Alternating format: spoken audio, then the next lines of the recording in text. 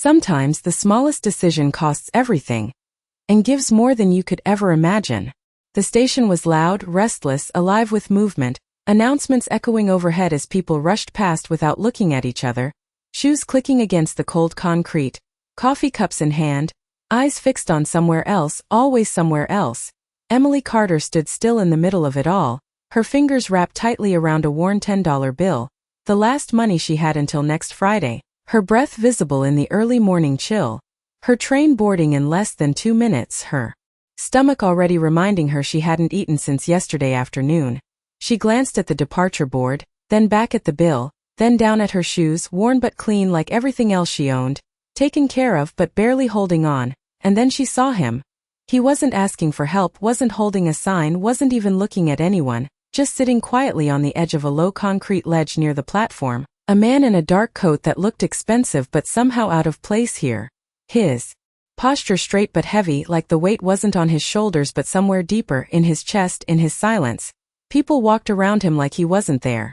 One woman nearly bumped into him and didn't even turn her head. Emily watched for a second longer than she should have, something about the stillness pulling at her, something familiar in the way he seemed invisible in a place full of people. She looked back at her hand, at the $10, and her grip tightened. Logic spoke. First, rent due, groceries needed, the long week ahead. But something quieter pushed back, something that didn't calculate, didn't measure, just felt. She took a step forward, then stopped, exhaled slowly, then walked toward him before she could change her mind. She didn't say anything, didn't ask a question, just placed the folded bill gently into his hand. His fingers didn't close around it immediately. Instead, he looked up at her, his eyes sharp, alert, not confused, just curious. For a brief second the noise of the station seemed to fade. "Why would you do that?" he asked, his voice calm, controlled, like he was asking something much bigger than the money. Emily hesitated, her heart beating faster now, not from fear but from being seen, truly seen. In a moment she hadn't planned, she gave a small shrug, almost apologetic, and said softly, "Because someone should," then turned before he could respond, before she could second-guess herself, before the weight of what she'd just given away could settle in. Behind her, the man remained still, the bill now held between his fingers, his gaze following her as she disappeared into the crowd. And for the first time that morning he smiled, just slightly, as if something long forgotten had quietly returned. The train doors closed with a sharp metallic click just as Emily slipped inside, her chest rising and falling faster than the rhythm of the tracks beneath her feet, her fingers still remembering the texture of the $10 bill she no longer had. She found an empty seat by the window and sat down slowly, pressing her palms against her knees as if grounding herself, as if trying to convince her body that what she had just done was real, that it had already happened, and there was no taking it back. Outside, the station blurred into motion, people dissolving into streaks of color and movement, and for a moment she allowed herself to feel it. The quiet weight of uncertainty settling in her stomach, heavier than hunger, sharper than regret. She calculated automatically, the way she always did, the next few days unfolding in her mind like a series of tight equations. Rent due in 4 days, a near-empty fridge, a shift schedule that had been cut again last week. $10 had not been much, but it had been something. It had been a buffer, a small illusion of control. She leaned her head lightly against the glass, eyes half closed, and exhaled. "You will figure it out," she whispered to herself, not as confidence but as habit, the same quiet promise she had repeated through every setback, every unexpected turn. Across town, the man remained seated long after she disappeared, the noise of the station returning around him like a tide. Conversations resuming, footsteps continuing, life moving forward as if nothing had happened. He turned the bill over between his fingers, studying it not as money, but as a moment, a decision, a rare interruption in a world where everything had a price and everyone seemed to know it. Slowly he stood, adjusting his coat, his posture shifting almost imperceptibly from stillness to intention, and when he reached into his pocket, it was not for his wallet but for his phone. A single message was sent, brief, direct, carrying more weight than its few words suggested. Back on the train, Emily opened her bag and checked again, though she already knew the answer, her wallet now empty except for a transit card and a folded receipt. She gave a small, almost amused smile at herself, shaking her head lightly, not in regret, but in disbelief at her own instinct. "What were you thinking?" she murmured. Though the question did not linger long because somewhere beneath the worry, beneath the calculations, There was something else, something quieter, steadier. She had seen someone who needed something, and for one moment she had not measured the cost. She had simply acted. The train slowed as it approached her stop, the announcement crackling overhead, and she stood, smoothing her jacket, preparing to step back into the same life, the same challenges, the same quiet persistence. But what she did not know, what she could not have known, was that the man she had helped was already moving in a different direction, one that would cross hers again, not by accident but by choice, because some faces are forgotten in seconds and others are remembered for a lifetime. 3 days later, the rhythm of Emily Carter's life tightened in ways she could no longer ignore, each hour measured not in minutes but in what she could afford to lose next. The diner smelled of burnt coffee and overused oil, the kind of place where time lingered a little too long, and yet even here, her hours had been cut again without warning, her manager offering a quick apology that sounded more like routine than regret. She nodded, as she always did, her expression calm, her voice steady. Because reacting had never changed anything.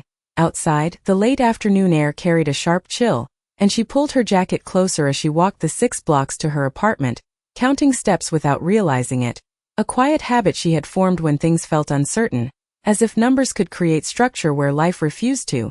Inside her small studio, the silence greeted her first, then the dim light, then the unopened envelope resting on the narrow table by the door. She already knew what it was before she touched it, her fingers pausing for just a second before tearing it open. The words were simple, direct, impersonal: payment overdue, final notice approaching.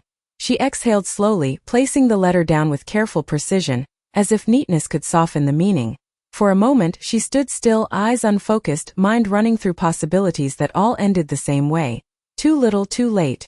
And yet, beneath the pressure, beneath the quiet panic she refused to show, something else remained, something stubborn and unshaken. She reached for a glass of water, took a small sip, then set it down, her movements deliberate, controlled, the way they always were when everything else felt uncertain. "One step at a time," she said softly, not as comfort but as direction.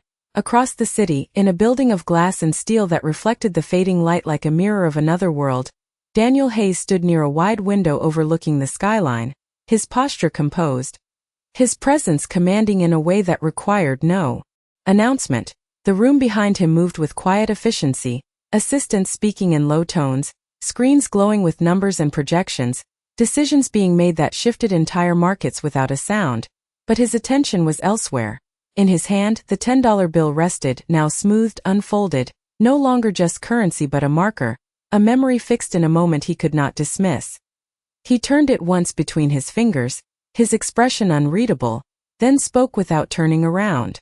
"Find her," he said, his voice calm, precise, the kind that did not repeat itself. There was no name given, no explanation offered, only a description that should not have been enough, and yet it was, because details, when truly observed, carry more weight than titles ever could. Back in her apartment, Emily sat at the small table, a notebook open in front of her, numbers written in careful lines, crossed out, rewritten, adjusted again. Her handwriting steady even as the margins of possibility narrowed. She paused, pen hovering, then closed the notebook gently, her gaze drifting to the window where the city lights began to flicker on one by one. She did not know that somewhere not far away her name, once unknown, once unimportant, was about to be spoken in rooms she had never seen, by people who did not forget details, by a man who did not forget moments, because sometimes, the smallest act does not disappear into the world, it simply waits until the world is ready to return it. The next morning arrived without ceremony, just a pale light slipping through the thin curtains of Emily Carter's apartment, landing softly on the same unpaid notice resting on the table, unchanged, patient, waiting. She woke before her alarm, as she often did when her mind refused to fully rest, her eyes opening to the quiet weight of another day that needed to be managed carefully, precisely, without room for mistakes. She sat up slowly, brushing a loose strand of hair from her face, and for a moment she allowed herself to simply breathe in and out, steady, controlled, as if preparing for something larger than just another shift, another set of hours that might or might not come. Her phone buzzed on the table, a small, unexpected sound that broke the stillness. She reached for it, not expecting anything important, just another notification, another reminder, another demand. But the message was different. Unknown sender, no familiar name, no context, just a short line that made her pause before she even finished reading it. We would like to invite you for a meeting. Hayes Capital. Today if possible. She blinked once, then again, as if the words might rearrange themselves into something more logical, something that made sense in the structure of her life. Hayes Capital. She knew the name not in detail but enough to understand what it represented: power, scale, decisions made far above anything she had ever touched. Her first instinct was to dismiss it, to assume it had been sent in error, that it belonged to someone else, someone more qualified, someone whose life aligned with invitations. Like this, she placed the phone down, then picked it up again, rereading the message slowly, her brow tightening slightly. Across the city, in a quiet office where glass walls reflected movement without sound, Daniel Hayes stood at the head of a long table, a series of reports laid out in perfect alignment before him, each one representing a step closer to something only he fully understood. One of his assistants spoke carefully, listing details, confirming timelines, verifying information that had been gathered overnight with precision that bordered on invisible. Emily Carter, the assistant said, voice steady, professional, 26, part-time waitress, no significant financial background, no notable connections. Daniel did not respond immediately. Instead, he walked slowly to the window, the city stretching out beneath him in ordered lines and controlled chaos, a place where patterns revealed themselves to those who knew how to look. She gave away her last $10, he said quietly, not as a question but as confirmation. The assistant hesitated for a fraction of a second, then nodded. Yes, sir, based on the timeline it appears that was accurate. Daniel allowed a small pause, his gaze steady, focused somewhere beyond the glass. Then she understands value, he replied, his tone unchanged, as if the conclusion was obvious. Back in her apartment, Emily stood by the window now, her phone still in her hand, her reflection faint against the glass, a version of herself that looked the same as yesterday and yet felt slightly different, as if something had shifted just out of sight. She checked the message one more time, her thumb hovering over the screen before typing a simple response, careful, polite, controlled. I am available. The words sent, the decision made, and with it a quiet uncertainty that settled in her chest, not fear, not excitement, just the awareness that something unexpected had entered her life, something she could not yet define. And somewhere above the city, a man who never forgot a face prepared to meet her again. Not by chance this time, but by design. The building rose higher than anything Emily Carter had ever walked into before, its glass surface reflecting the sky like it belonged to a different world entirely, one where decisions were made in quiet rooms and numbers moved faster than people. She stood across the street for a moment longer than necessary, her hands tucked into her jacket pockets, her eyes tracing the clean lines of the entrance, the steady flow of well-dressed professionals walking in without hesitation, as if they belonged there, as if they had always belonged.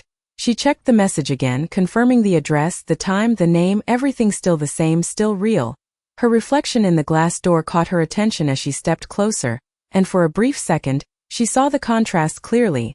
Simple clothes worn but neat, posture calm but guarded, someone who knew how to stay unnoticed in places like this.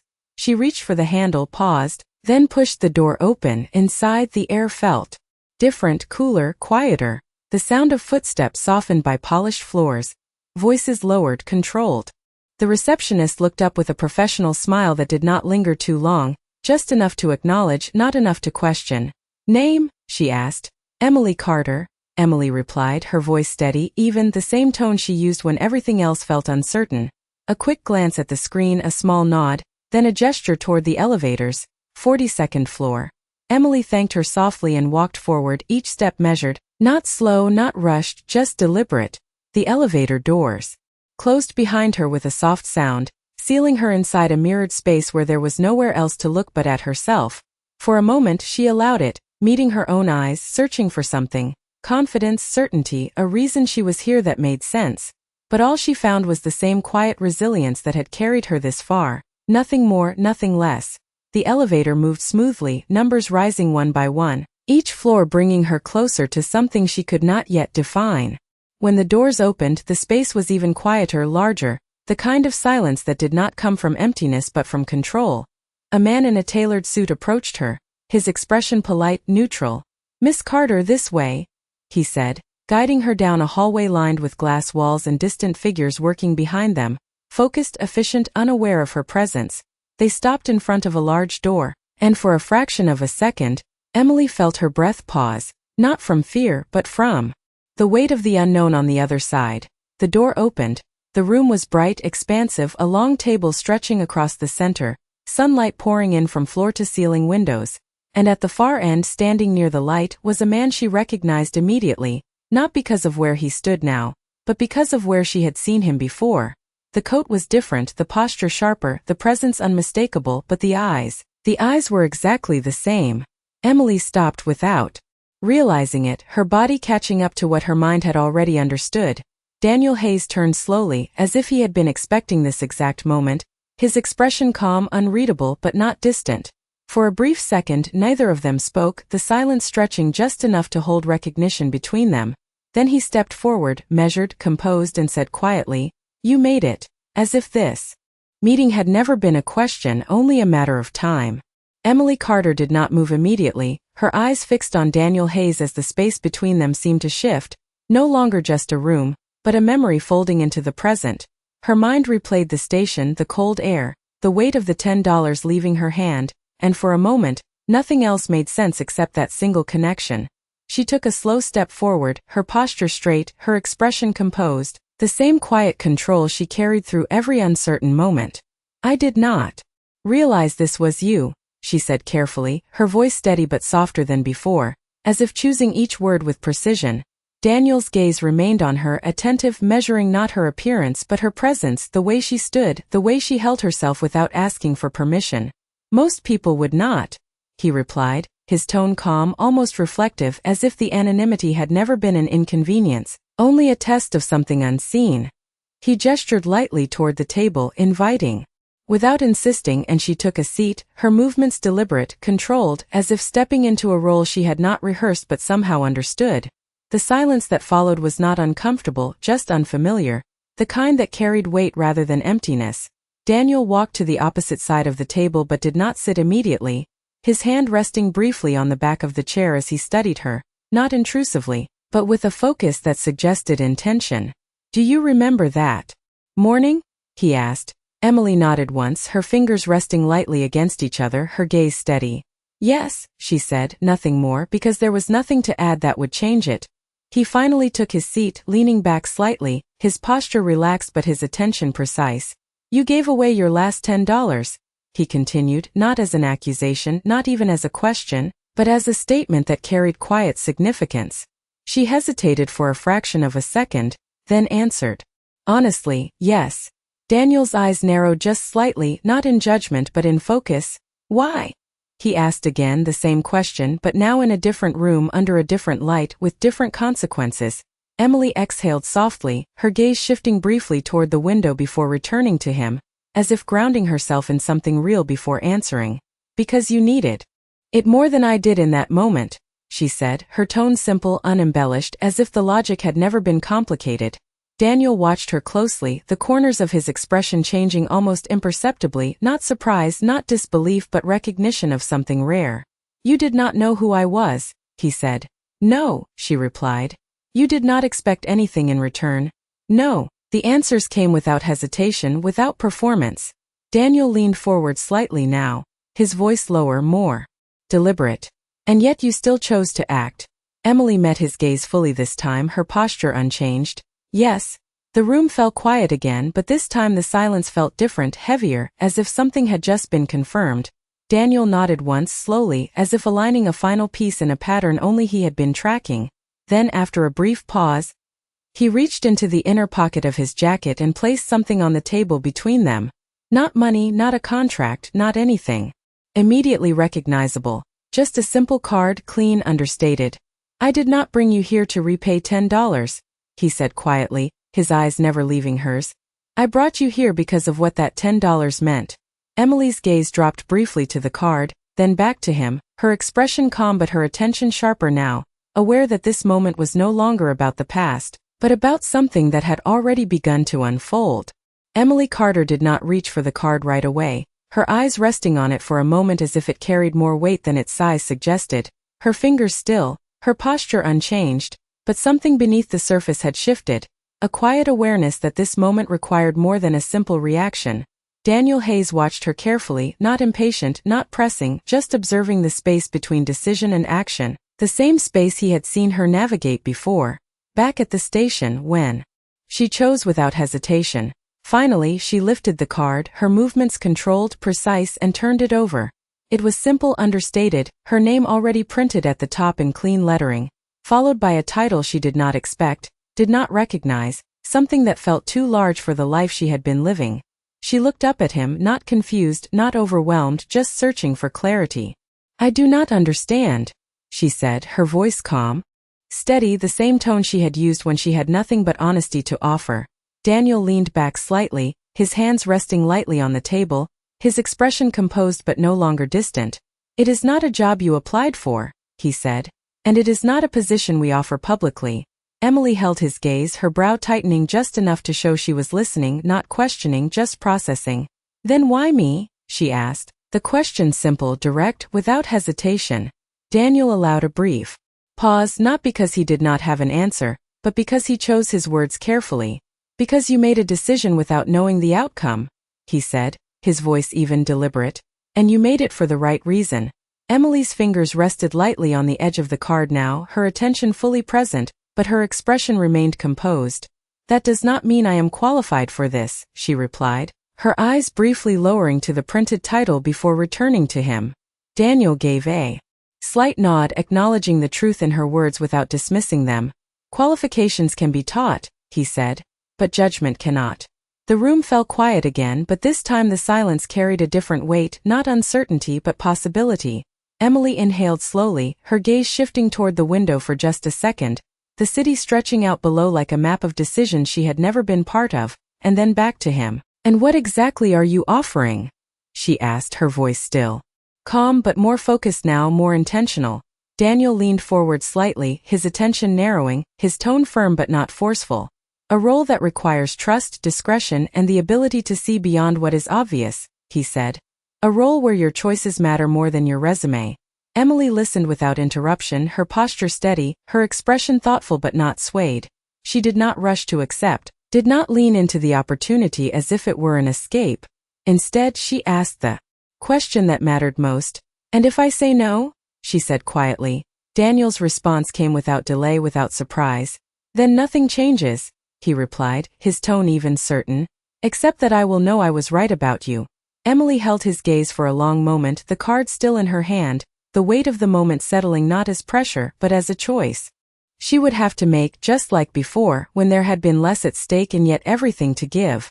And for the first time since she walked into the building, the question was no longer why she was here, but what she would choose to do next. Emily Carter lowered her gaze to the card again, her thumb brushing lightly across the printed letters as if trying to feel something beyond ink, beyond paper, something that would tell her whether this moment was real or simply another version of hope she could not afford. The room remained still around her, the quiet kind that did not rush decisions, that allowed them to unfold at their own pace. She inhaled slowly, then set the card down in front of her, aligning it carefully with the edge of the table, a small, controlled action that mirrored the way she approached everything else in her life. "You said this role requires trust," she began, her voice calm but more deliberate now, "but trust goes both ways." Daniel Hayes watched her closely, his expression unchanged, but his attention sharpened as if this was the part he had been waiting for. "It does," he replied simply.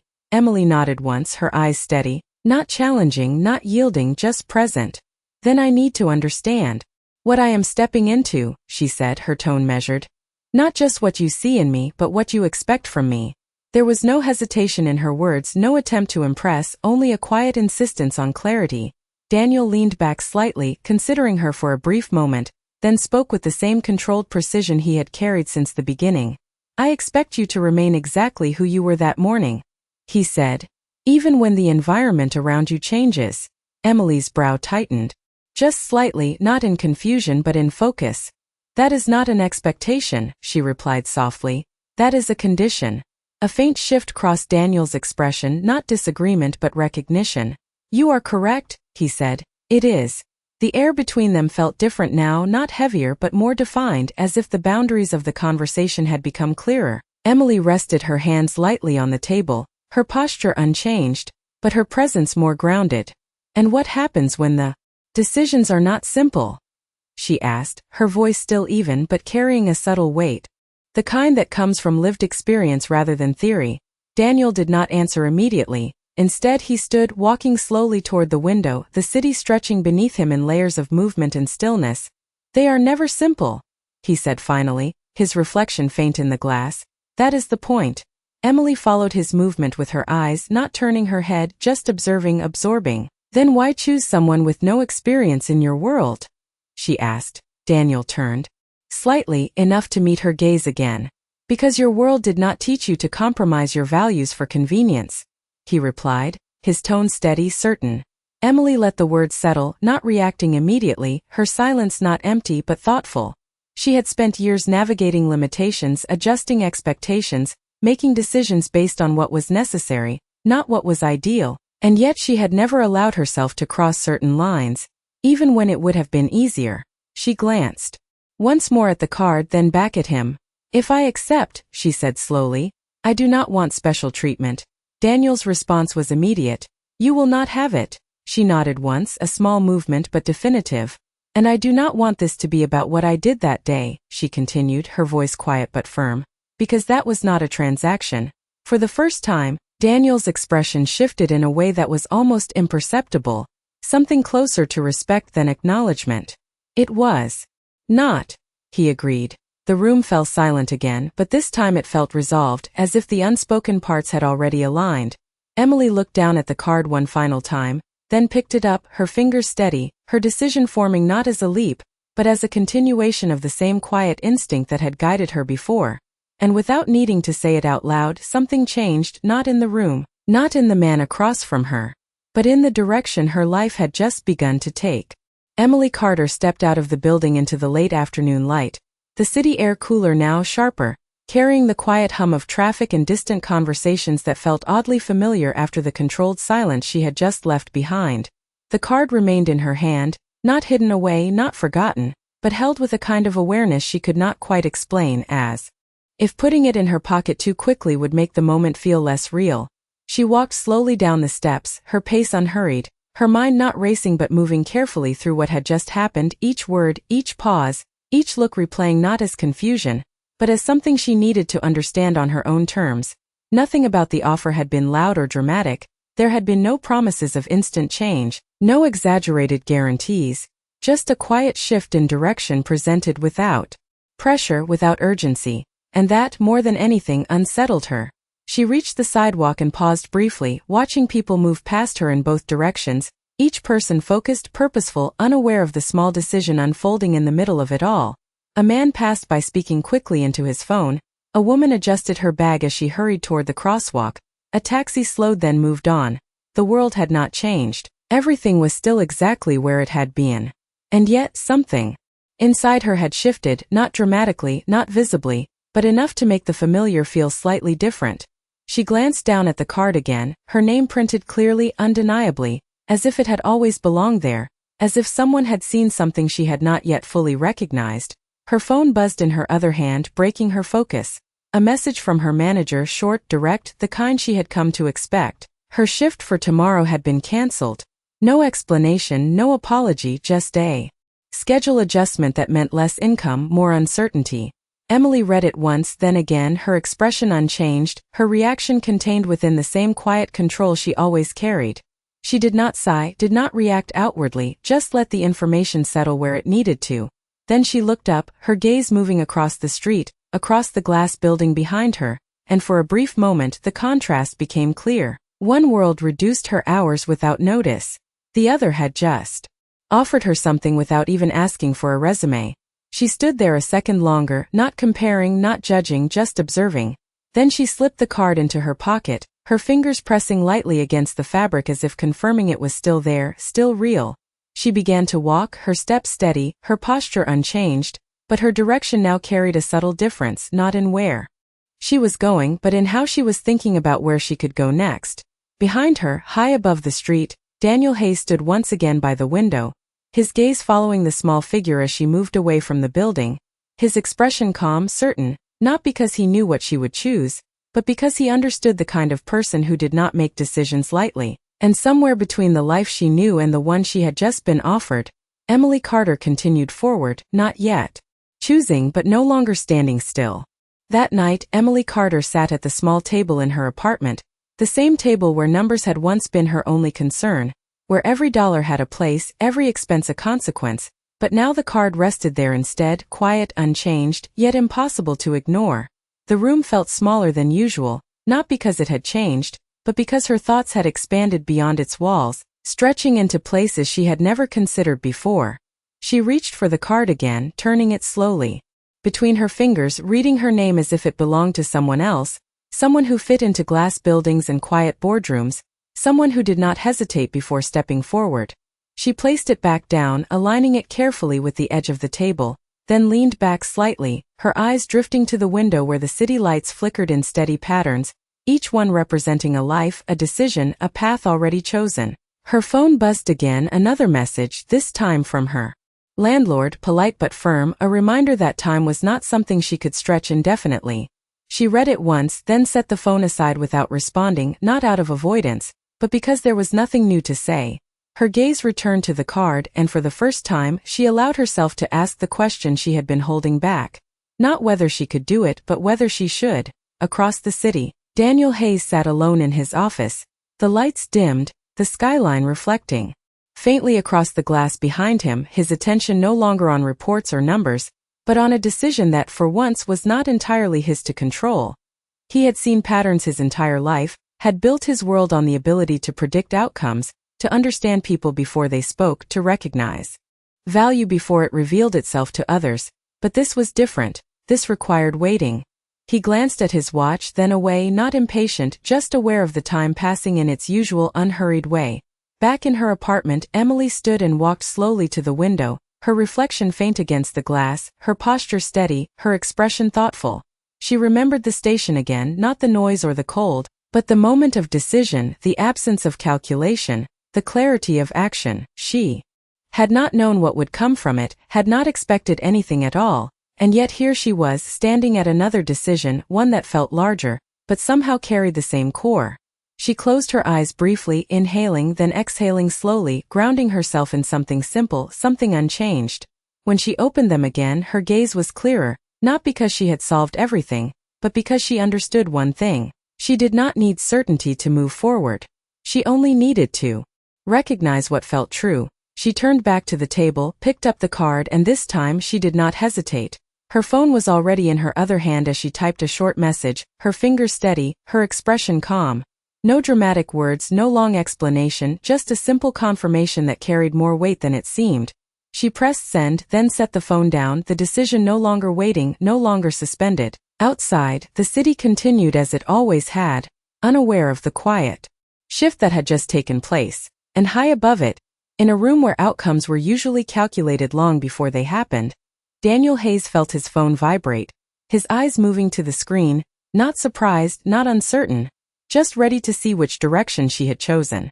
The message was simple, just a few words, but when Daniel Hayes read it, he did not look away immediately, his eyes resting on the screen for a second longer than necessary, not because he needed to process it, but because he understood what it represented.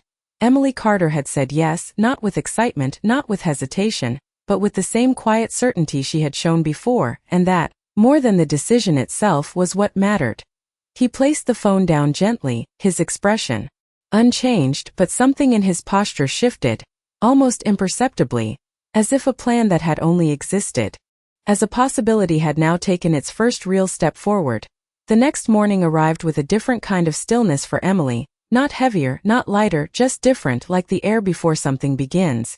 She stood in front of the same mirror, wearing the same simplicity she always had, nothing added, nothing altered, just herself as she had promised. Her reflection looked back at her, steady, composed, not transformed, and that steadiness was what she carried with her as she stepped out. The door, the city felt the same, the streets familiar, the sounds unchanged, but her direction was no longer routine, no longer tied to the same limited path. When she entered the building again, the receptionist greeted her differently this time, not with curiosity, but with recognition, a small shift, but one she noticed without reacting. "Good morning, Miss Carter," the woman said, her tone slightly warmer. Emily nodded politely, her response calm, measured as she moved toward the elevators without hesitation. The 42nd floor opened before her once more, but now the space did not feel distant, It felt structured, intentional, something she could observe without being overwhelmed by. The same man in the tailored suit approached her, his expression respectful, no longer neutral, as if her presence had already been accounted for. "They are ready for you," he said. Emily followed him down the hallway, her steps steady, her focus clear, not on where she had been but on what she was stepping into. Inside the room, Daniel Hayes stood at the table, not alone this time, several individuals seated around him, their attention shifting toward her as she entered. The room held a different kind of silence now, one that carried evaluation, expectation, curiosity. Emily paused briefly at the entrance, not out of uncertainty, but to take in the space, the people, the moment, then stepped forward with the same quiet composure she had always carried. Daniel's gaze met hers, and without needing to speak, something was acknowledged between them, not familiarity but alignment. "This is Emily Carter," he said, his voice calm, direct, introducing her not as a guest, not as an experiment, but as someone who belonged in the conversation that was about to unfold. The eyes around the table studied her, measured her, not unkindly but carefully, as if trying to understand what Daniel had already seen. Emily met their attention. Without flinching, her posture straight, her presence steady, not trying to prove anything, not trying to fit in, just existing exactly as she was. And in that moment, before any question was asked, before any role was defined, the room shifted slightly, not because she had said anything but because she had not needed to. The room did not rush to fill the silence after Daniel Hayes introduced her. Instead it held it, examined it, allowed it to settle around Emily Carter as if testing whether she would break under it or simply stand within it. She chose the latter, her posture steady, her gaze calm, not shifting away from the attention directed at her, not challenging it either, just acknowledging it without needing to respond. One of the men at the table leaned forward slightly, his expression professional but edged with curiosity, the kind that came from years of working with predictable patterns and now facing something that did not quite fit. "Miss Carter," he began, his tone polite but precise, "could you tell us what experience you have that prepares you for a role in this environment?" The question landed exactly as expected, not unkind, not aggressive but direct, structured, rooted in logic. Emily listened without interruption, her hands resting lightly at her sides, her breathing even, her mind not racing but aligning. She had anticipated this, not the exact wording but the intention behind it. When she spoke, her voice was quiet but clear, carrying without force. "None that would appear on paper," she said. A brief pause followed, subtle but noticeable, as if the room had expected something more elaborate, something rehearsed, but she continued, her tone unchanged. "I have experience making decisions when there is no clear advantage, no guarantee, and no recognition." Her words did not rise in volume but they carried weight, the kind that came from truth rather than performance. The man leaned back slightly, not dismissing her answer, but recalibrating his expectations. Another voice entered, a woman this time, her expression thoughtful, less skeptical, more analytical. "And how do you determine what the right decision is in those moments?" Emily's gaze shifted briefly toward her, then steadied again, not avoiding, not searching, just present. "I remove what benefits me from the equation first," she said. "And then I look at what remains." The room grew quieter, not in tension but in attention. Daniel remained still, observing, not intervening, allowing the conversation to unfold without direction. The same man who had spoken first leaned forward again, his interest no longer hidden. "That is not how most decisions are made here," he said. Emily nodded once, acknowledging the truth without retreating from her own. "Then perhaps that is why you asked me to be here," she replied. The words did not challenge, did not confront, but they did not yield either. A faint shift moved through the room, subtle but undeniable, as if something had just realigned. Daniel's gaze rested on her, not with approval, not with surprise, but with recognition, the same quiet certainty that had guided his choice. After a moment he spoke, his voice calm, grounding the space without dominating it. "We are not here to confirm what we already know," he said. "We are here to see what we have been missing." No one responded immediately, not because they disagreed, but because the statement reframed the purpose of the room itself. Emily stood within that silence, unchanged, not elevated by it, not diminished, simply present in the way she had always been. And in that moment, before any decision was finalized, before any role was formally defined, it became clear that she was not there to fit into their world, but to quietly change the way it saw itself. No one spoke for a moment after Daniel Hayes finished, not because there was nothing to say, but because something in the room had already shifted beyond the need for immediate response. The usual rhythm of discussion, of analysis, of controlled debate had paused, replaced by a quieter understanding that could not be measured in reports or projections. Emily Carter remained still, her posture unchanged, her expression calm, not waiting for approval, not anticipating rejection, simply allowing the moment to settle as it was. One by one, the people around the table leaned back slightly, their focus no longer on questioning her, but on reconsidering the framework they had brought into the room. The man who had first spoken glanced briefly at Daniel, then back at Emily, his expression no longer skeptical but thoughtful, as if recalculating something that could not be reduced to numbers. The woman beside him nodded almost imperceptibly, her gaze steady, acknowledging not just Emily's words but the consistency behind them. Daniel observed it all without interruption, his hands resting lightly against the table, his presence no longer guiding the room but anchoring it. After a brief pause, he spoke again, his voice even, deliberate, not louder but carrying a quiet finality. "We are not making a decision today," he said, "because the decision has already been made." A subtle shift moved through the room, not resistance, not surprise but acceptance, as if the outcome had been present from the beginning, only now becoming visible to everyone else. Emily did not react outwardly, her gaze steady, her breathing unchanged, but something within her aligned, not as validation, but as recognition that this path was no longer hypothetical. Daniel turned slightly toward her, his expression calm, his tone unchanged. "You will begin tomorrow," he said, not as an offer, but as a statement of continuity. Emily nodded once, a small movement but definitive, her response matching the same quiet certainty that had brought her here. There were no dramatic gestures, no extended congratulations, just a series of subtle acknowledgments as the room began to shift back into motion, conversations resuming, documents being gathered, decisions moving forward as they always had, but now with a different awareness beneath them. Emily stepped back slightly, allowing the space to return to its rhythm, but her presence lingered, not as an outsider, not as an exception, but as something newly integrated into the structure itself. As she turned to leave, her gaze moved briefly across the room, not searching, not comparing, just observing, and for the first time, the distance she had once felt was no longer there. It had not disappeared, it had simply been replaced by something quieter, something more grounded. Daniel watched her as she reached the door, his expression unchanged, but his attention precise, understanding that what had begun was not a transaction, not a reward, but a shift in direction that would unfold over time. Emily paused for just a second before stepping out, her hand resting lightly against the door, not hesitating, just acknowledging the threshold she was crossing. Then she moved forward, the door closing softly behind her, the sound barely noticeable in the larger rhythm of the building. Outside, the city continued as it always had, people moving, decisions being made, moments passing unnoticed. But somewhere between a crowded train station and a quiet room on the 42nd floor, a single choice had traveled further than expected, not because it was large, but because it was real. And in a world that measured everything, the one thing that could not be calculated had quietly changed everything.